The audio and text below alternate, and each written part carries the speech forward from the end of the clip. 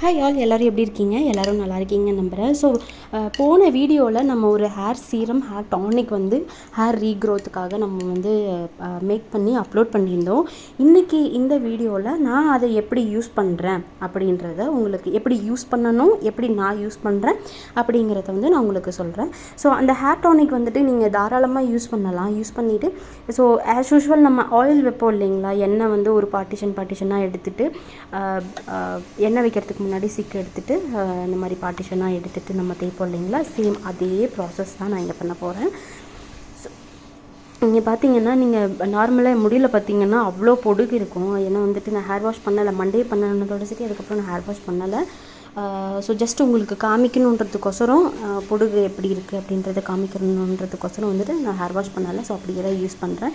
So இது வந்து நீங்கள் எப்பவும் போல் நல்லா அந்த முடி இப்போ சைட்லலாம் பார்த்தீங்கன்னா டென்சிட்டி வந்து ரொம்ப கம்மியாக இருக்கும், அடர்த்தி வந்து ரொம்பவுமே கம்மியாக இருக்கும். அந்த இடத்துலலாம் நல்லா கான்சென்ட்ரேட் பண்ணுங்கள். வேரில் வந்துட்டு ரொம்ப கான்சென்ட்ரேட் பண்ணுங்கள். ஏன்னா நம்மளுக்கு வேர் தான் முக்கியம். நீங்கள் தலைக்கு குளிக்கிறீங்க, இப்போ இதை நீங்கள் இன்றைக்கி அப்ளை பண்ணிவிட்டு இல்லை நான் அப்படியே நான் ஃபேனில் காய வச்சுட்டு நான் விட்டுருவேன் அப்படின்னா நீங்கள் வந்து வேர் வரைக்கும் அப்ளை பண்ண தேவையில்லை. ஜஸ்ட்டு சரி டிப்பு முடியோட நுனி வரைக்கும் நீங்கள் அப்ளை பண்ணணுன்றது அவசியம் இல்லை. இல்லை நான் குளிக்க மாட்டேன் அப்படின்னா ஜஸ்ட்டு வேரில் மட்டும் கான்சென்ட்ரேட் பண்ணுங்கள். நான் இன்றைக்கி வந்து ஹெட் பாத் எடுக்கல, ஸோ அதனால் நான் வேரில் மட்டும்தான் கான்சென்ட்ரேட் பண்ணுறேன். எப்பவும் போல் இந்த மாதிரி பார்ட்டிஷனாக எடுத்துகிட்டு நல்லா அப்ளை பண்ணலாம். இதை வந்து நீங்கள் ரெகுலராக கூட அப்ளை பண்ணலாம், தப்பே கிடையாது. பட் அப்ளை பண்ணிவிட்டு ஒரு 10 மினிட்ஸ் கொண்டை போட்டுட்டு விட்டுருங்க. நல்லா ஊறட்டும். மசாஜ் பண்ணிவிட்டு ஒரு 10 மினிட்ஸ் கொண்டை போட்டுட்டு ஊறட்டும், விட்டுருங்க. அதுக்கப்புறம் 10 நிமிஷம் கழித்து நல்ல ஃபேன் காற்றுல வந்து ஆற வச்சுருங்க தலையை. நல்லா தலையை காய வச்சிட்டிங்கன்னா உங்களுக்கு சளி பிடிக்காது.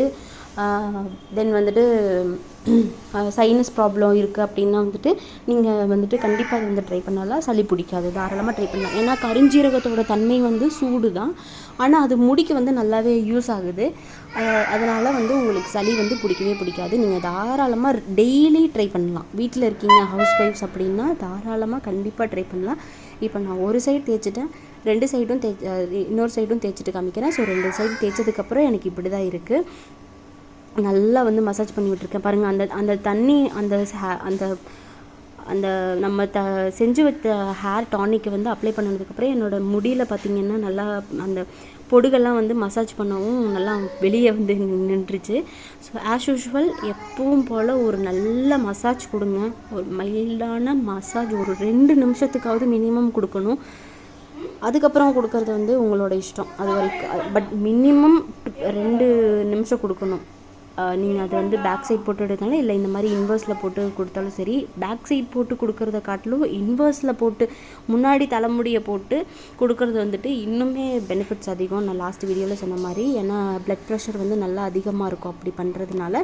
ஸோ அப்படி பண்ணிவிட்டு இந்த மாதிரி நான் வந்து ஹேர் பேண்ட் போடுறேன் இல்லைங்களா, இந்த மாதிரி ஹேர் பேண்ட் போட்டுட்டு ஒரு 10 நிமிஷம் விட்டுட்டு நான் தலையை வந்து காய வச்சுக்கிட்டேன்.